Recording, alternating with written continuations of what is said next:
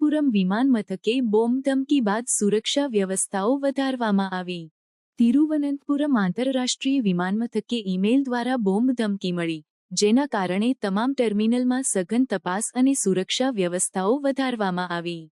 Bomb નિષ્ક્રિય ટીમો અને શ્વાન દળોને મુસાફરો અને સ્ટાફની સુરક્ષા સુનિશ્ચિત કરવા માટે તહેનાત કરવામાં આવ્યા। વિમાનમથકના પબ્લિક રિલેશન્સ અધિકારીએ પુષ્ટિ કરી કે આ ધમકીના કારણે સંપૂર્ણ ઇમરજન્સી જાહેર કરવામાં આવી। આ ઘટના કેરળની રાજધાનીમાં હોટલોને ટાર્ગેટ કરતી ધમકીઓની શ્રેણી પછી આવી છે, જે પછીથી હોક્સ તરીકે જાહેર કરવામાં આવી।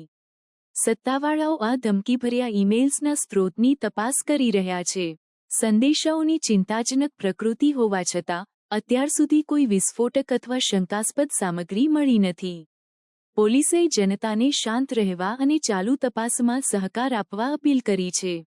શહેરના મુખ્ય સ્થળો, જેમ કે જિલ્લા કલેક્ટરેટ્સ અને જાહેર સ્થળો પર વધારાની સુરક્ષા પ્રોટોકોલ લાગુ કરવામાં આવ્યા છે।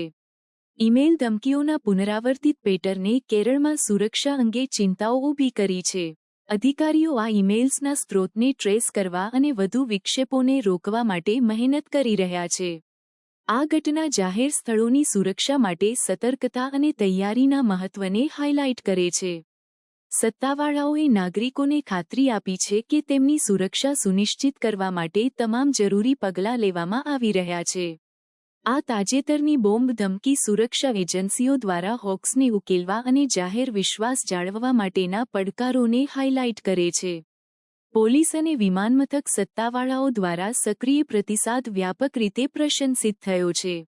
તપાસ ચાલુ રહેતા વિમાનમથકે તમામ વ્યક્તિઓની સુરક્ષા અને સુરક્ષા સુનિશ્ચિત કરવા પર ધ્યાન કેન્દ્રિત રહે છે।